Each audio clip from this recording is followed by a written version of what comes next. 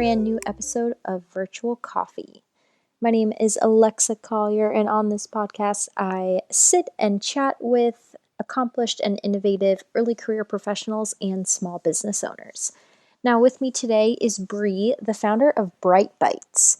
They sell 3 flavors of bites, which are made with high-quality superfoods and packed with probiotics. Bri graduated from Michigan State University in 2020 and has already had amazing success with her business. I'm really excited to dive into her journey on this episode.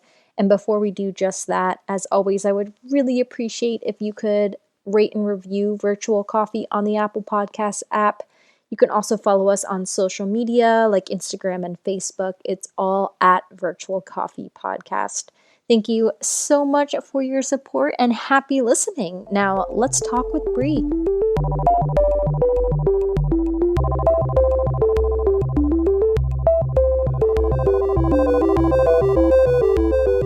Welcome, Bri. Thank you so much for chatting with me today. Yeah, thanks for having me. I'm so excited to be here. Yeah, me too. Looking forward to it as always. So, to kick off our episode here, can you tell me and our audience BRITE Bites' mission in your own words and really where the idea came from to launch this business? Of course. So our mission at BRITE Bites is to create healthy products that actually taste good and serve a function. And that's why we put probiotics into all of our products. Those are those good live bacteria to support your immune and digestive system. And our mission is really to help other people live a healthy lifestyle, whether that's physically, mentally, changing some of their eating habits, or just overall wellness. And the idea actually came from when I was at Michigan State almost 3 years ago, where I was taking a probiotic pill and it was just inconvenient. Pills were a pain to swallow, and I wanted something that I could enjoy through my food. And I was like, well, how can I get all these sources of seeds and good fats and fiber with these probiotics through my food? So I got connected to our entrepreneurship resources, and we actually have an entrepreneurship incubator that helped me launch my business, because when I started, I knew absolutely nothing about business. I was just like, okay, I can create something that's healthy and sell it to people. That can't be that hard, right? And looking back, you quickly realize, I think it's better to be naive and not know how hard it's going to be when you start, because no one would actually start. So yeah, that's where it all started back at Michigan State. That's awesome. And I totally feel you with the probiotic pills. You know, I try to take one every day and I have to have a reminder in my phone. Like sometimes I forget. And then I totally understand the why behind the business. So that's awesome. And that's very cool. You had the entrepreneurship incubator to support you. Like it seems like this business idea came at a really good time because you had those resources at your school, which I think is great, because I hear a lot of times on this podcast with guests exactly to your point. You know, if you knew everything that has to be or goes into a business, who would ever take that on, right? It's probably so overwhelming. Yeah. So having that support system and, an actual structured program of, hey, we can set you up with these mentors and we can talk through your business plan and get you connected to people and just advisors. And we actually had a physical space where you could, hang out with other student entrepreneurs. And that became a second home for me while at school. And those advisors became a sounding board and really could go to them of, how do we do this? And they can ask me those tough questions and okay, what's next, and keep pushing you forward. So it was really important to have that, because there's only so much you can do on your own, especially when you're first getting started. And so really leveraging that, and then just all the connections I had from Michigan State. Yeah, it seems that really helped you build that community right at the first step. And is it just you with BRITE Bites? Like, did you have a business partner? Do you have a team now? Like who is there anyone else on your team, or is it just you? Yeah, I actually started the company with a business partner. Okay. And that didn't, fan out, but actually happened to be like the best thing for the company at the time, and just taught me a lot right away, and was a big hurdle in the couple months of business. Changed the company name after and just rebranded, and now I have a few employees that work with us, and then partners, for graphic design, videography, manufacturing. So we're a small but mighty team, is what we say. Yeah, that's excellent. That's a huge accomplishment for businesses, even having the resources and capacity to hire a team, even if it's a small team. That's incredible. So congratulations on that. Thank you. Do you have another job besides Bright Bites, or have you taken Bright Bites full time? I've taken it full time since Wow. graduation. So definitely scary. It's always, you know, every day is a little bit different. Hmm. It's just trying to look, forward. What can we accomplish and pushing, myself and our tip company. Yeah, that's incredible though. Like taking your own business full time. Wow. That's awesome. Seems like a unique time to do it too, like right after school. I don't know. That seems like a really fun and exciting time to do that. Yeah, and I would say just looking at this year, it's so crazy because I know so many people, had jobs lined up and that Hmm. got canceled or it got pushed back. And, I kind of reflect and I'm like, well, actually, I'm kind of happy I wasn't in that situation, Right. so I didn't have that stress of, oh, is my start gate getting pushed back? Am I getting a lower salary? Like all those things, obviously, I had different stresses, but I think it's an important time. We pushed through 2020 and it's crazy that it was like a year ago when we sold at Michigan State's like campus convenience stores. And as soon Mm. as like we got the notification, like, oh, school might be going online for 2 weeks, I immediately thought like 17 campus stores. What? Like we had so much Yeah. going for us, all these gyms and coffee shops and, traveling for expos. And I wasn't really concerned about finishing school online. I was more concerned about how it was going to impact my business. And Right. it definitely did. But throughout 2020, it allowed us to focus our presence on our e-commerce presence. So we sell on Amazon and our Oh, website. wow. And so I think just coming out of that even stronger is like, those things will come back. Hmm. In-person events, they'll eventually come back. Trade shows will come back. But it allowed us to focus, how do we connect to our consumers online? How do we do different samplings in online versus we did a huge grocery store business sampling in stores. So how do we really stand out in stores without being able to be there and give samples out? That's really well stated. And I think to your point, this past year with the pandemic has taught us all to adapt, right? Whether you have your own business or adapting in the sense of your kids are now homeschooled or you're working from like so many different ways. And I think that ability to adapt to the situation will only grow your business and your brand and make it stronger, right? Pursuing new ideas or new avenues that maybe you wouldn't have if the pandemic never happened. So, yeah, I think that's a great point of just how the pandemic kind of pushed you to think about different things and really go hard in different areas and grow in those areas. Yes, definitely. Now, I'd love to dive into the products that you sell. So, give our audience an idea of some of the products you sell. If they went on your website, what they would see. Just give us a little teaser.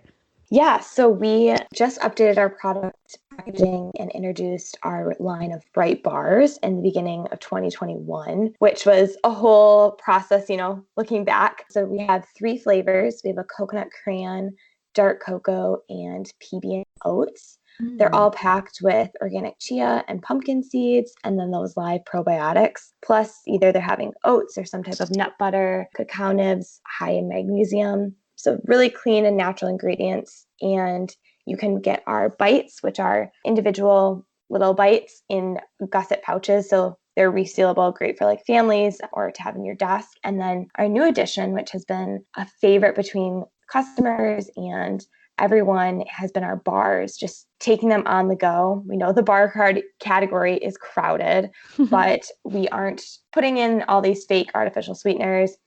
Cane sugar does not belong in a nutritious bar just because that's what's going to make it taste better. We focus on like good ingredients. And so putting good, clean ingredients in our bars and bites, as well as those probiotics. So the bars are really convenient. Before we used to do a different type of packaging with Mhm. bites on kind of a smaller snack size. And that transition to the bars, everyone's been loving because it's like the perfect size for, out on a hike or Right. mid-afternoon snacks. So yeah, those are all on our website. And then we sell in about 50 natural grocery stores in Michigan. So we have a store locator on our site where people can actually pick up their products in a grocery store and on Amazon as well. Nice. Those sound delicious. And since you sell your products on Amazon, I'm assuming can you ship all over the world? Yes. So Awesome. the coolest thing I remember was like a year ago, Amazon sent product to Hawaii, and I was like, that Oh, is so wow. cool. So we don't do any international shipping. Okay. We're just in the United States right now, but Yeah, Amazon can reach you a lot faster, but sometimes when the holidays come, it's actually slower. Yeah, that's fair. Okay, that's awesome. So people can find your products on Amazon, which is excellent. And how do you make the products? And what was the journey of that? Like, did it just start out in your kitchen at home? Is it still that way? Kind of walk me through that process. Yeah, this is one of my favorites to look back on because I feel like we've actually made significant progress in this area. So yes, I started in my apartment, making product, and I would bring like Tupperware. They were in balls before. We went to like a different rounded, like square kind of thing. And I would make them and bring them to class and just like pass out Tupperware in class in these lecture halls and like just get customer feedback. And then I would go to yoga studios and like stand outside yoga studios Oh, and cool. just get customer feedback. And, I'm just trying to like mess with recipes. So like, okay, one, do this and change this next time. And then, it's definitely hard to make things in your apartment, sharing with roommates and just this is all before we even had packaging anything. We moved our company to a incubator food trailer actually, and still like just Oh, product cool. development. It was on a student organic farm in the middle of nowhere at Michigan State, and had some scary nights there. Nothing like rolling bites till midnight in a trailer in the middle of a farm by yourself. I'm like, who's gonna like show up? Like this is Oh my freaky.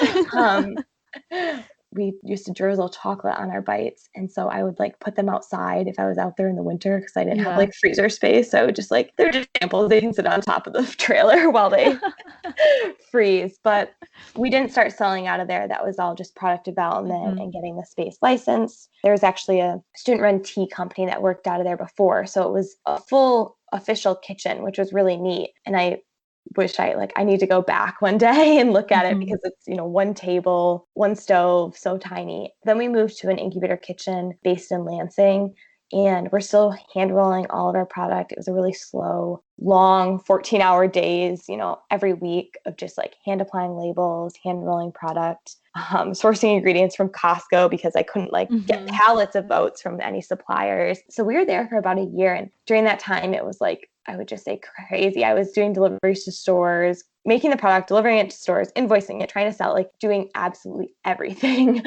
And so moving to a manufacturer is where we are now.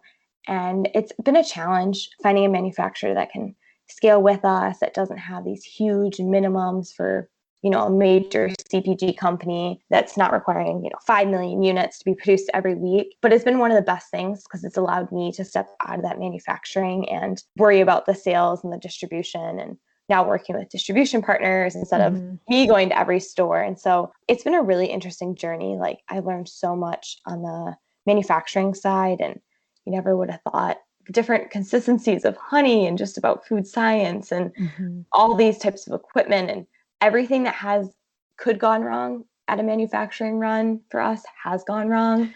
So packaging being the wrong color, not being printed with barcodes, I mean, you name it, we've probably just went through it. And it's like those times that you look back and you're like, okay, well, we got through that. Like we can get through this upcoming challenge. And so that's been a really like eye-opening process. I mean, now I go to any grocery store and I'm always like curious on their manufacturing and, oh, well, who's actually making this product for them? Or why did they do this pack size? And looking at the different packaging, you have to think like when people do special edition or holiday, they need to sell through all that inventory right away, because it's just for that seasonal flavor. Right. You see like Peeps coming out and it's like, okay, they know how much they're going to sell. But as a smaller company, that is, a challenge is predicting inventory and what you're going to need to do and order packaging, and you have lead times from everyone. So that's one thing we, have to communicate with our manufacturers, like our lead times, because before we were making product on a weekly basis and now we have production like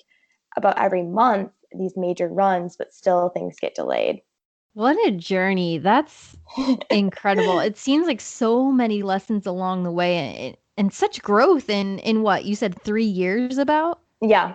That's crazy. Wow. And also when you're speaking, you also are so knowledgeable of these topics that you're speaking about too. Like clearly you've been learning every day along these 3 years, and look where you've come and where you brought your team. I find that so fascinating. As you're saying, oh, we were hand rolling in my apartment kitchen to now we're dealing with manufacturers and distribution, etc. Like that growth in such a short amount of time. Really, 3 years is not a lot of time. That's awesome. Thank you for sharing all that.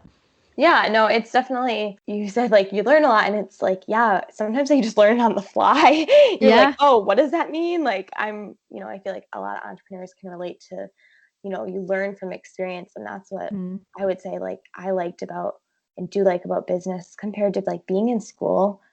I was just like sitting in these classes and I'm like, hey, that's not real life. That's not real Yeah. life. Like, Yeah. let's talk about a real life situation when, Right. a raw material doesn't get shipped. How do we handle it? Versus like, this is what we do and everything's, so I think getting that experience while in school really helped me understand, like, Mm-hmm. okay, yeah, school isn't, all these like real life examples, but you learn really quickly how to adapt in those situations. And I think I grew a lot just as a person and professional by being in those situations. And Mm-hmm. like, as a young female entrepreneur dealing with a manufacturer, I have to make sure they're not taking advantage of me, thinking like, Yeah. oh, I don't know anything about the industry. They can just send me this contract with all these things and like, I won't read it. And like, that's the complete Mm-hmm. opposite, like, standing your ground, coming prepared. And like, we interviewed manufacturers just like any company would interview employees or contractors. So it's been interesting. Yeah. No, a lot of good lessons and pieces of advice in there. I'm interested in knowing, what was your major in college? Did you know you were like, did you always have a passion of, oh, I want to find my own business one day? Or was your major something completely different and you ended up creating your own business? Yeah, that's actually so funny you ask. I had a very interesting journey. So I had 5 majors throughout Okay. college, started in biomedical sciences, wanting to go to PA school, and, went between nutritional sciences to kinesiology to dietetics. I swear I had a different major every semester. And in my junior year, I had a year and a half left. And I was like, next semester, I had another, I think it was like, I don't know, organic chemistry. And I was like, Hmm. there's no way I can take this class and do the company. I will Yeah. not be able to do both. And I just had this one friend at our incubator, and he was like, have you thought about advertising? And I was thinking like, no, there's no way I could switch all my science credits to advertising. And I added our entrepreneurship minor before because that was Okay. like an easy addition. So that was really helpful because I got to take fun entrepreneurial classes and be in that space. And I honestly don't know how it all worked out. And I still graduated in 4 years, but I did Hmm. switch to advertising management. And that's what I got my degree in, which feels like it's crazy. And I'm happy I did do the switch. But people are always like, I don't know what my major is. I'm like, you know what? You're fine. I have Yeah. 5. Like, you can do something completely different than your major most of the time, too. So, yeah, that was my journey with majors in That's college. awesome. I feel like in college, there's either the person who knows exactly what they want to do from day one, and then there's the other person who uses college to explore, those different majors and takes different classes. And both paths are awesome. And to your point, you definitely, I think most people don't have a job that they majored in. Like for example, I majored in computer science and math, but now I'm more of a like healthcare business consultant and I haven't coded in 3 years. So each person's path and journey figures itself out. But I totally agree with you. Like, leverage college if you want to explore and develop some of those hard skills that you need for certain jobs. But at the end of the day, your major doesn't matter that much, right? Of course, depending on the field, like a doctor needs certain certain Exactly. majors and stuff that matters, but for other jobs, it really doesn't matter. So I would love to dive more into if you have other advice for folks who are looking to start a small business or have a small business. I know you mentioned a lot of advice and had good tidbits before. Just curious if there's anything else top of mind for other small business owners. Sarah Blakely always says this, and it's find your why. Every day Mhm. is going to be hard, but find your why and why are you doing this? And stick to that, whether it's a great day or a bad day. And the other thing is just don't get too high on the highs and don't get too low on the lows because Ooh, it's an yeah. emotional roller coaster. You have one week. I mean, I feel like it's always, one week is all the goods. Like it honestly feels unreal. I'm like, how did we get this? And we're doing this. And then the next week it will come crashing down. And then it's like, oh, okay, we're like, nothing good or bad really happened this week. I'm just going through it. And then it kind of goes up and down, just like a roller coaster. So I really tried to learn the highs are good, but they also come with, just because you get something or do something means there's work to come with it, which is fine. But now being in it for 3 years, I see the challenges. I'm like, oh, that's so exciting. But really, what does it entail? And then the lows, I mean, I've made so many mistakes. I've had invoices for thousands of dollars go to my junk. I did not realize that like that was going to be how much that cardboard cost. Like it was such a small, mistake, but was kind of crazy in the moment. And like I said, with manufacturing, but I would just say find your support system too. I've been in a lot of different entrepreneurial groups through fellowship I was in at our university. And I couldn't imagine not having people my age, whether they're in college or just young entrepreneurs, that I can call or text at any time, that I can support on social media, that I actually, are friends with. And that's been really important because, I have friends that are in the food space too, and we can just, sometimes you need to like let loose of this is my day, and they can actually understand where you're coming from, and any small business owner. So it does feel daunting, but there's so many times where people, are running a small business and working or doing two other things at once. And that's totally okay. I mean, that's, what a lot of people have to do. So I think taking things like step by step, but I would say finding your support and community and your why is those things that keep you going when the days are long and there's sleepless nights, etc.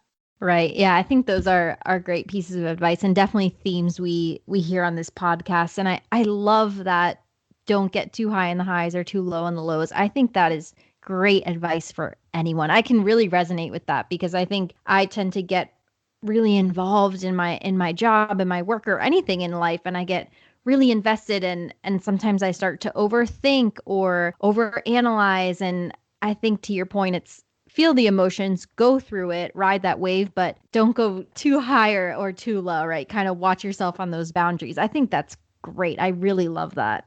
Yeah, I feel like it's relatable for any situation, not just entrepreneurship, just Right. life. Yeah. I really, really like that. Actually, I want to write it down and put it on my desk so I can read it every day. That's awesome.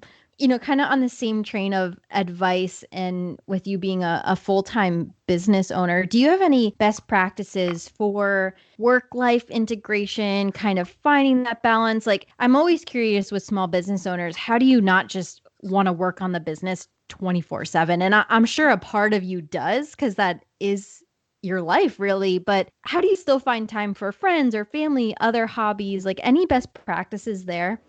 Yeah, I think that's, a question people get all the time. And I would just say, like, finding things that make you happy. So for me, I found exercising. If I can exercise right away in the morning before I start my day, that makes me happy. That makes me feel good throughout the day and more productive and just more energized and more focused.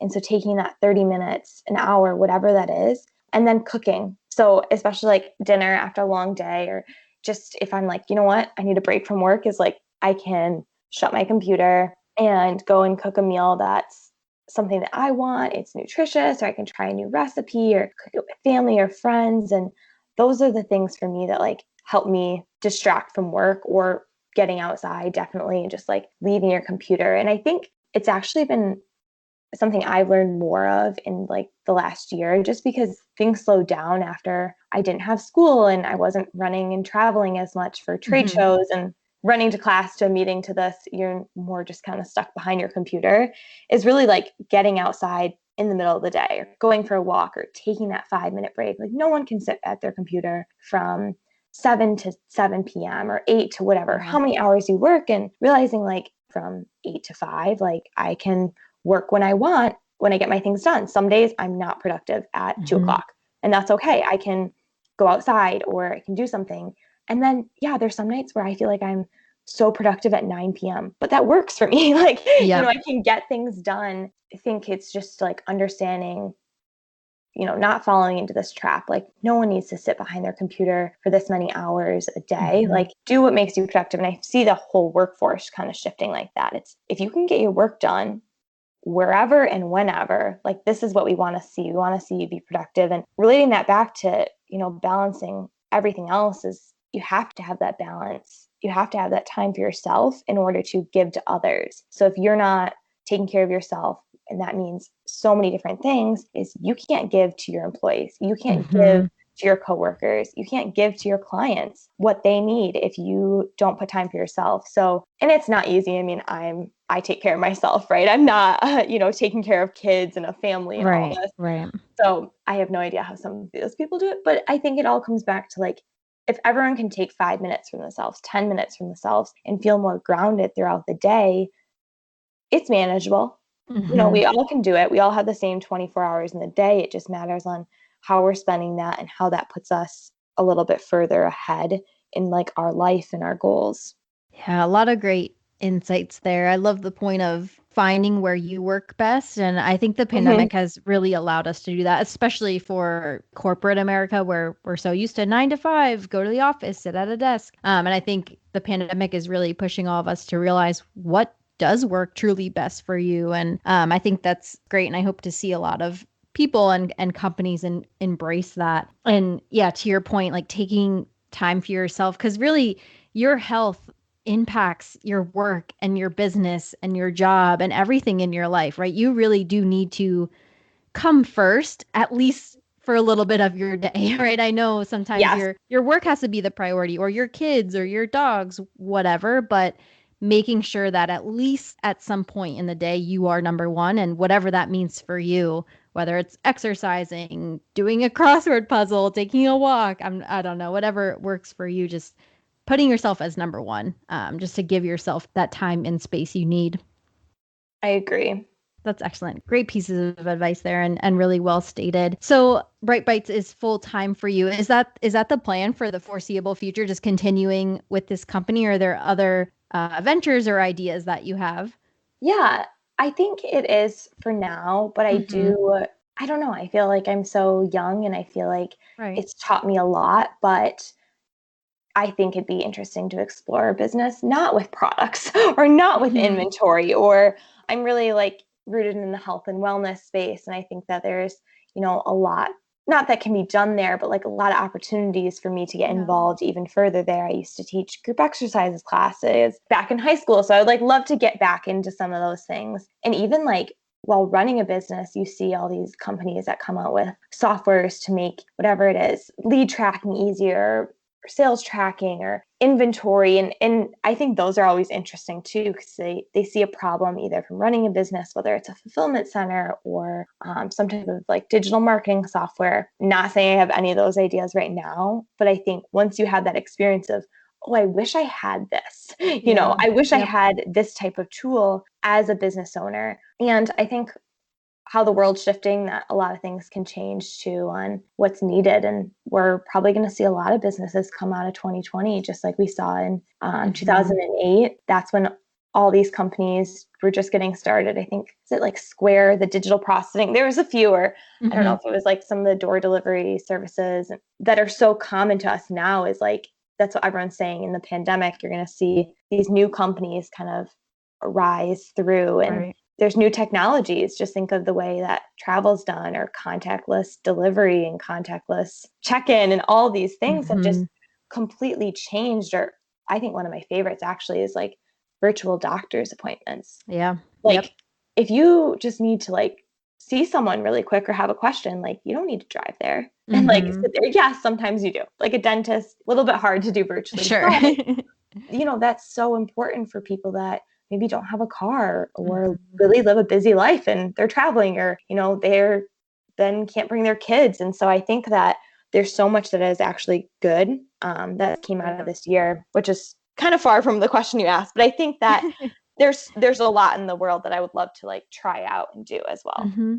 That does make sense. And I think you're speaking about really the disruption, right? That the pandemic is causing, to your point, in kind of a positive way, the disruption of the contactless market, right? The telehealth market and industry. And yeah, I think it's a great point. And I like how you mentioned how being in your position as a business owner, there are things that, oh, I wish I just had that. So maybe why not go create it? Like there's so many opportunities there. And I think that's great to kind of keep your mind open to them, and who knows where that might lead you. Yes. And any big plans for Bright Bites that you're willing to share? Is it, really just coming up with new products, like any storefront hopes and dreams? I don't know, making stuff up, but any big plans for your current company?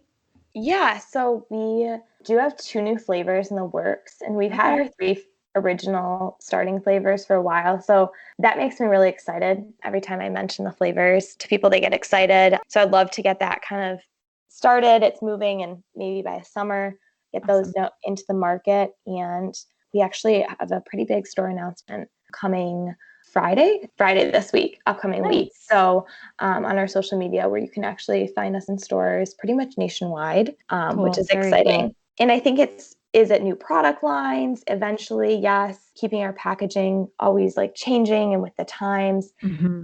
And I think like one thing I would love to do is just see like a really cool collaboration. I don't know what that looks like, but if that's like using a local coffee supplier and making a coffee bite or like a co-branded thing, I think like working with other people, even doing calls like this and just talking to other entrepreneurs, it's Hmm. what like makes me so excited and happy, is just hearing other people's journey. And so working with another company to do a collaborative like flavor line would be really fun, I think.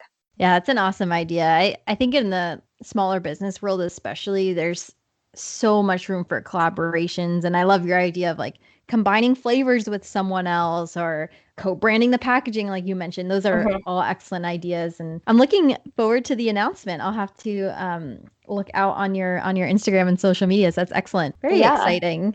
My last big question that I end all my episodes with, Bri, is in this moment, what is your proudest accomplishment? Just kind of the first thing that pops in your mind. It doesn't have to be related to your business, or of course it can be. What is your proudest accomplishment? Wow. I would actually say graduating college. I Hmm. mean, it seems like it was kind of, expected of me, but and I knew I was going to graduate, but it's something to be, proud of. And I think celebrating that, I didn't have a graduation ceremony. Yeah. We didn't walk, but I am proud of that. I'm proud of sticking through in 5 different majors. And, Hmm. I think that not everyone gets that opportunity to go to college. And so using that is really important. And it just taught me so much. I mean, gave me new friends and new experiences and just a new, perspective on a lot of things. That's amazing. And yeah, congratulations on that and everything you've done so far with Bright Bites. I mean, just incredible growth and successes so far. And I know there's more to come. So, congratulations on everything you've accomplished so far. Thank you so much. Yeah, definitely. And before we log off here, where can people find you and Bright Bites? Social medias, website, shout them all out. Yeah, so we're active on social media, Instagram, Facebook, TikTok. It's at bright_bites, BRITE. And then our website is bright-bites.com. All our products are on there. And you can find like our email if you have any questions about entrepreneurship or collaborating, anything like that. Feel free to contact us through there. Perfect. And thank you so much, Bree, for chatting with me today. I really enjoyed our conversation, and I hope everyone checks out Bright Bites on social media and their website. Thank you so much. Thanks for having me. It was so fun.